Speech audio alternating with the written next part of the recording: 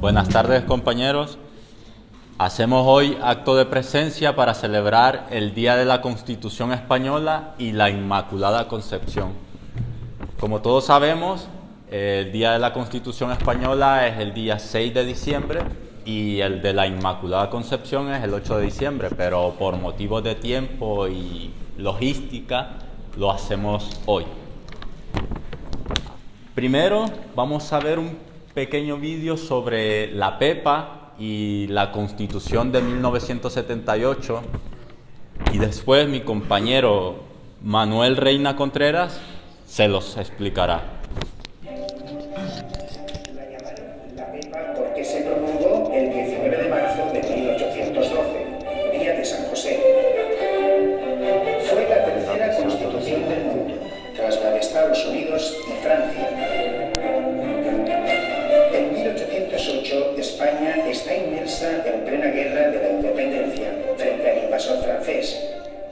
La necesidad de coordinar todo el esfuerzo bélico y mantener una conciencia de unidad nacional frente a Napoleón facilita la creación de un gobierno alternativo, la Junta Central, cuya tarea principal será llevar a cabo la convocatoria de Cortes para organizar el país. Empujada por el avance de las tropas francesas, la Junta Suprema se refugia en Cádiz, que se convierte así en la capital de España. Conservadores, ilustrados y liberales instauran las Cortes y tras largos debates redactan y proclaman la Carta Magna el 19 de marzo de 1812. Cambia la mentalidad, el súbdito es ahora un ciudadano y acaba el antiguo régimen. Los españoles son iguales ante la ley y se establece la separación de poderes. La soberanía reside en la nación. Se declara nula la cesión de la corona a Napoleón y se reconoce como único y legítimo rey a Fernando VII de Borbón, que tendrá limitadas sus competencias. Se elimina el Tribunal del Santo Oficio de la Inquisición y quedan abolidos los señoríos y los privilegios tradicionales. Aparecerá la libertad de imprenta y con ella periódicos y publicaciones de todo tipo. Artículo primero. La nación española es la reunión de todos los españoles de ambos hemisferios. Artículo segundo. La nación española es libre e independiente y no es ni puede ser patrimonio de ninguna familia ni persona. Artículo tercero. La soberanía reside esencialmente en la nación y por lo mismo pertenece a esta exclusivamente el derecho de establecer sus leyes fundamentales. La Pepa fue un modelo para las nuevas naciones que surgirán en América o para la primera constitución liberal portuguesa. Buenas tardes. Bueno, el vídeo me ha pisado algunas de las cosas que iba a comentar, con lo que trataré de ser breve. Como todos sabéis, el próximo lunes se cumple el 22 y 21 43º aniversario de la Constitución Española de 1978.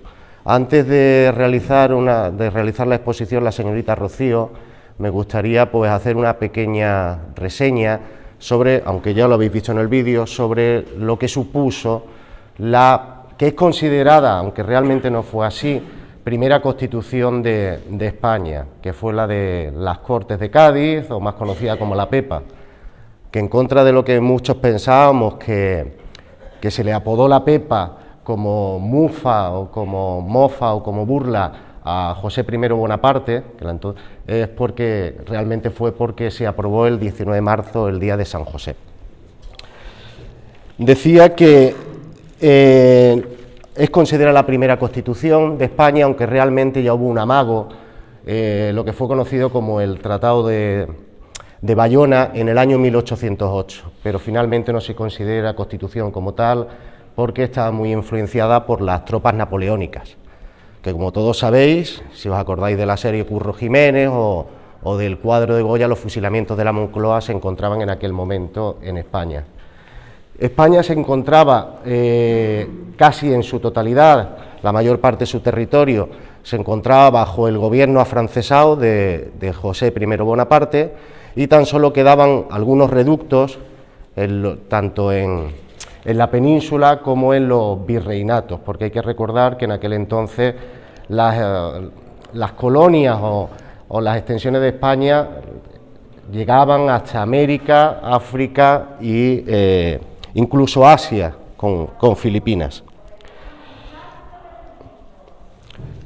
Antes comentaba el vídeo que es considerada fue una constitución muy liberal y de hecho fue tomada como modelo por parte de otras constituciones europeas y fundamentalmente por parte de otros países, la redacción de la constitución de muchos países americanos. Hay que decir que una de las novedades que establecía era la relación de ciudadano con España, ya se pasaba de ser súbdito del rey a ser un ciudadano de la corona. Y otra de las novedades también muy importantes que tenía era que ya se consideraban también ciudadanos de la corona a todos aquellos que hubiesen nacido en todas las extensiones, en todas las colonias de España por el mundo. Sabemos que teníamos en Asia Filipinas, en África tenemos Guinea, pero es que en América teníamos toda América Central y toda América del Sur, excepto una parte de Uruguay y Brasil, y pensar también que toda la costa oeste de los Estados Unidos, desde Nuevo México, Arizona, California, llegaba hasta casi Alaska, lo que hoy en día es el estado de Washington y Seattle. Otro aspecto importante de esta Constitución también fue que se acabó con la Inquisición española. Y por otra parte, tal y como estableció unos años antes la Revolución Francesa, Montesquieu, se estableció la separación de poderes. Se estableció también el sufragio universal, pero tan solo el masculino, porque esta Constitución, a pesar de ser muy liberal, no establecía ningún tipo de derechos para las mujeres. Por último, y antes de dar paso a la señorita Rocío, para que nos hable de la Constitución de 1978, todos sabéis que tras la muerte de Franco en el año 1975, pues comienza lo que es llamada la transición española. Y como parte fundamental se creó una comisión para la redacción de una Constitución. Actualmente la Constitución es nuestra norma suprema sobre la que se sustentan todos los poderes de los ciudadanos y del Estado, y esa ponencia fue encargada, esa redacción fue encargada a 7 diputados de aquel entonces.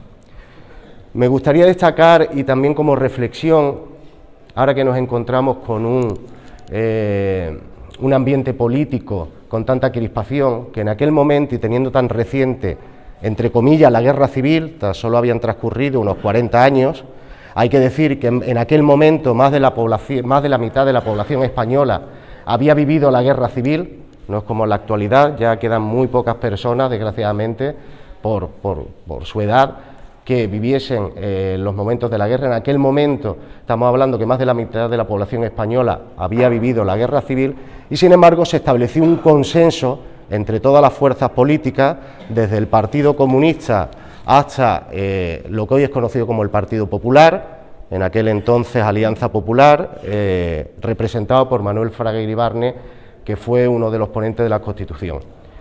Cabe decir que a esa ponencia que se realizó inicialmente hubo que hacerle una serie de modificaciones para llegar a un consenso amplio tanto en el Congreso como en el Senado. La minoría catalana, representada en aquel entonces por Miguel Roca, que a lo mejor muchos de vosotros no le ponéis cara, pero encabezaba el despacho, encabezaba el despacho de abogados que defendió a la infanta Cristina en el caso Nos, el caso de Iñaki Urdangarín. Representaba a la minoría catalana, que incluso englobaba a aquellos que quieren acabar con lo que ellos llaman el régimen de 1978, como Esquerra Republicana de Cataluña. Los únicos que no se adhirieron y que no votaron a favor fueron nacionalistas vascos del PNV y creo que era Euskadi Coesguerra. En fin, no me quiero extender más y doy la palabra al presentador. Y ahora os dejamos con la señorita Rocío, maestra del CEPER Victoria Kent, para que nos hable sobre la Constitución Española de 1978. Bueno, buenas tardes a todos. No me voy a liar mucho, va a ser bastante breve, pero vamos a ver un poco así a grandes rasgos qué es la Constitución del 78, ¿vale? Como vemos ahí, la Constitución que está actualmente en vigor en nuestro país, pues es la norma suprema del ordenamiento jurídico, ¿vale? Según aparece en el artículo 5 de la Ley Orgánica del Poder Judicial. Es decir, en la pirámide de nuestro ordenamiento jurídico en España, pues en la cúspide estaría la Constitución y a partir de ahí emana todo el ordenamiento jurídico del país, ¿vale? Es decir, sería el marco legal en el que nos tenemos que mover todos los españoles, se tienen que mover todas las leyes. Bien, pues una vez visto eso, ¿qué supuso la elaboración de la Constitución de... Esto me he equivocado yo aquí, espérate. Hay una adelante... Aquí el proceso de elaboración, ¿vale? ¿Cómo se elaboró esta Constitución? Bueno, pues la Constitución fue aprobada por las Cortes Generales el 31 de octubre de 1978. Una vez que se aprobaron en estas Cortes, fue sometida a referéndum, es decir, los españoles votaron, ¿vale? Si querían esta Constitución o no, y efectivamente salió con un 88% de los votos que sí querían la Constitución. La pregunta específica que se hacía en el referéndum es que era ¿aprueba el proyecto de Constitución? Efectivamente la gente estuvo a favor, el pueblo votó y se aprobó con un 88% de los votos. Por eso el Día de la Constitución se celebra el 6 de diciembre porque fue el día que se celebró ese referéndum, ¿vale? Una vez aprobada en el referéndum, pues fue sancionada por el rey el 27 de diciembre y 2 días más tarde, el 29, fue publicada en el BOE y ese mismo día entró en vigor, ¿vale? Y a partir de ahí, desde entonces, pues nos ampara esta Constitución hasta la actualidad. Volvemos atrás, que esa se nos ha colado ahí. Vamos a ver. ¿Qué supuso la elaboración de la Constitución? Pues sobre todo la Constitución lo que implantó en España fue un Estado social y democrático y un Estado social y democrático de derecho. ¿Qué significa eso? Pues vamos a verlo en las tres partes, en las tres palabras, ¿qué es un Estado de derecho?, ¿qué es un Estado social? Y ¿qué es un Estado democrático? ¿Vale? ¿Qué es el Estado de Derecho? El Estado de Derecho es aquel que garantiza que los tres poderes, tanto el poder legislativo como el ejecutivo como el judicial, son independientes, es decir, un poder no puede influir en el otro. ¿Y qué representan estos poderes? El poder legislativo es el poder de legislar, el que tiene el poder de legislar las normas y de aprobarlas, lo que sería el Parlamento, es la misión que tiene el Parlamento. El poder ejecutivo sería aquel que se encarga de aplicar esas normas, esas leyes que se han elaborado y gobierna el país, es decir, sería el poder ejecutivo, sería el gobierno, ¿vale? Y el poder judicial, pues es el poder que se encarga de juzgar a aquellos que no cumplen las leyes que se han aprobado. Y esos tres poderes tienen que ser totalmente independientes para garantizar los derechos y los deberes de todos y las libertades de todos los españoles. En cuanto al Estado social, ¿a qué se refiere? Pues se encarga de una redistribución equitativa de la economía, ¿vale? Es decir, para que los salarios en el trabajo sean más justos y garantizar una esfera de igualdad económica, es decir, que en el país no haya grandes desigualdades económicas. Y el Estado democrático, pues sería aquel que hace participar a los ciudadanos en los asuntos públicos, es decir, todo lo hacemos mediante votación, es decir, para que nos representen en el Parlamento tenemos que votar, para que nos representen en los ayuntamientos, esas decisiones el ciudadano participa a través del voto. ¿Qué artículos podemos destacar de la Constitución? Es decir, la Constitución se desarrolla en muchísimos artículos, pero aquí vamos a hacer un breve repaso de los artículos más importantes, ¿vale? Para que os hagáis una idea de lo que nos podemos encontrar en ella. En el artículo 1 encontramos lo que hemos dicho, que España se constituye en un Estado social y democrático de derecho y que propone una serie de valores. ¿Cuáles serán los más importantes? ¿Qué valores defiende nuestra Constitución? Pues defiende la libertad, la justicia, la igualdad y el pluralismo político. El pluralismo político es, pues, el derecho a que haya partidos políticos de diferentes ideologías y que no se sancione a ninguno, que no se sancione eso, siempre que estén dentro de sean partidos democráticos y estén dentro de lo que es la Constitución. Otro punto importante dentro de este artículo 1 es la soberanía nacional. Dice, la soberanía nacional reside en el pueblo español, del que emanan los poderes del Estado. ¿Qué es la soberanía nacional? Soberanía nacional quiere decir que el poder está en el pueblo, ¿vale? Entonces, esto quiere decir que todas las decisiones que se tomen en España pues tienen que pasar por el pueblo, es decir, es nuestro derecho a voto y que a través de nuestros votos pues tomamos las decisiones o elegimos a los representantes que van a tomar las decisiones. Y la forma política que tiene el Estado español es el de monarquía parlamentaria. ¿Monarquía qué significa? Monarquía significa que el jefe del Estado es un rey, ¿vale? Y parlamentaria quiere decir que ese poder del rey no es ilimitado, sino que es un poder que está regulado por el Parlamento. Es decir, el poder del rey siempre está sometido al Parlamento, que es el que regula ese poder, ¿vale? Y al mismo tiempo el Parlamento es elegido por los ciudadanos, es decir, que el poder del rey está limitado por el pueblo. Otro artículo importante sería el 2, ¿vale?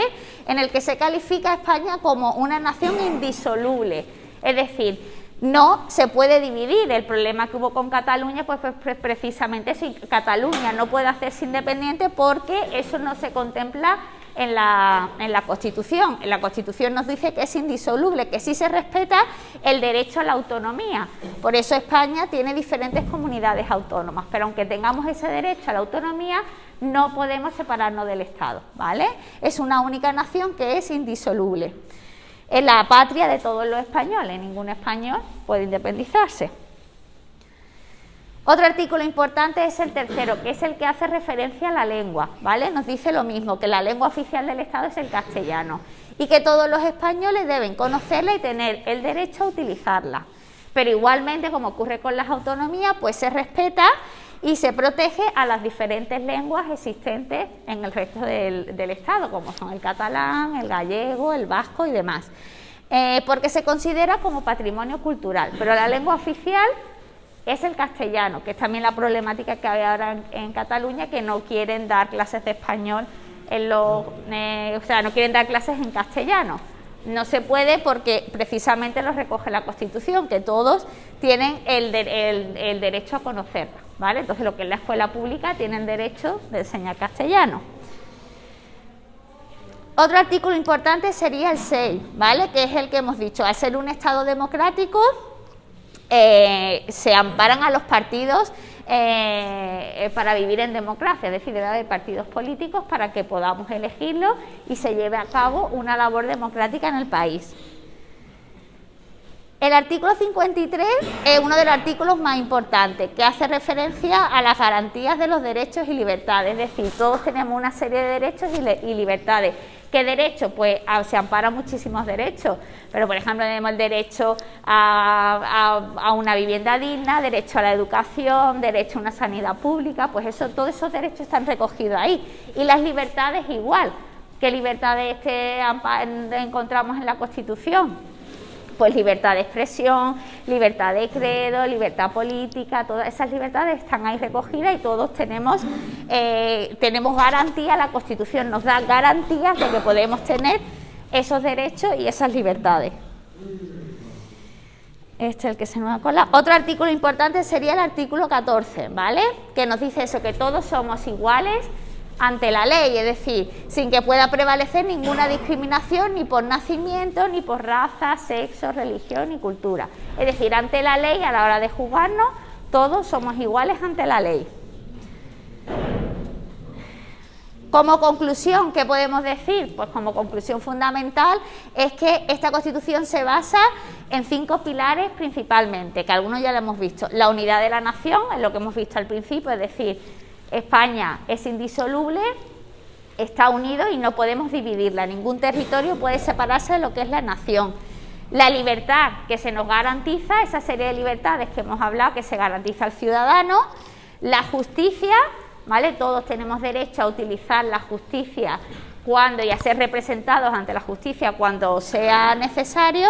La igualdad también nos garantiza que dependiendo de nuestra raza, sexo, creencia o nuestras situaciones particulares, todos somos iguales, y el pluralismo político, ¿vale? Que sería lo contrario a lo que hay, por ejemplo, en una dictadura, que no hay partidos políticos y la dictadura es lo que hay. Aquí sí hay un pluralismo político que nos permite elegir a diferentes representantes para que nos dirijan, ¿vale? Bueno, y con esto espero que os haya servido un poco para aclarar un poco lo que significa la Constitución del 78, ¿vale? Y ahora para hablarles un poco de la Inmaculada Concepción, y vamos a ver un pequeño vídeo y David se lo va a explicar.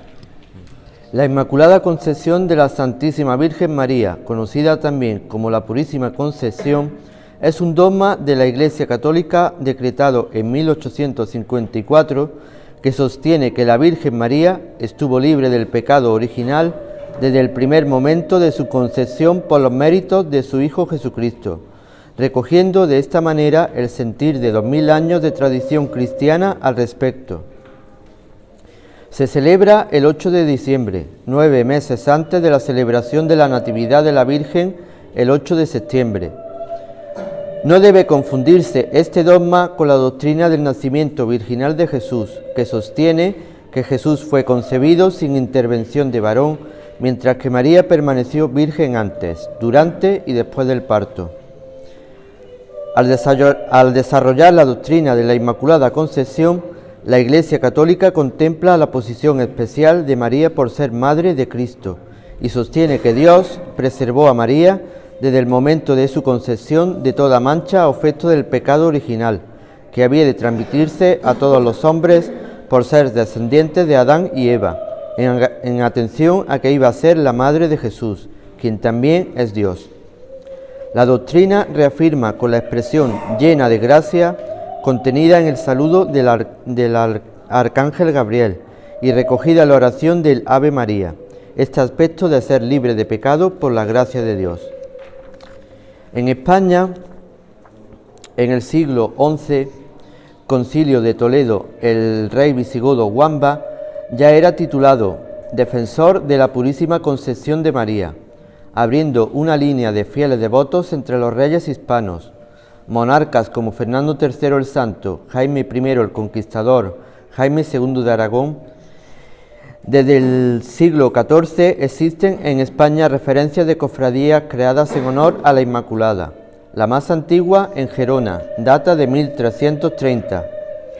En el siglo XVI se revitalizará este fervor con un ingente número de cofradías constituidas bajo la advocación de la pura y limpia Concepción de María, hermandades consagradas a las labores caritativas y la asistencia social. Los franciscanos fueron muy fieles a la creencia en la Inmaculada y contribuyeron a su arraigo y extensión por todo el mundo. El emperador Carlos I o su hijo Felipe II fueron fieles devotos de la Inmaculada y portaron su estandarte en sus campañas militares. La victoria en la batalla de Empel de 1585 se atribuye a la intercesión milagrosa de la Inmaculada. En 1515 se construye en Huelva el primer templo en el mundo dedicado a la Purísima Concepción, el cual se mantiene hasta nuestros días.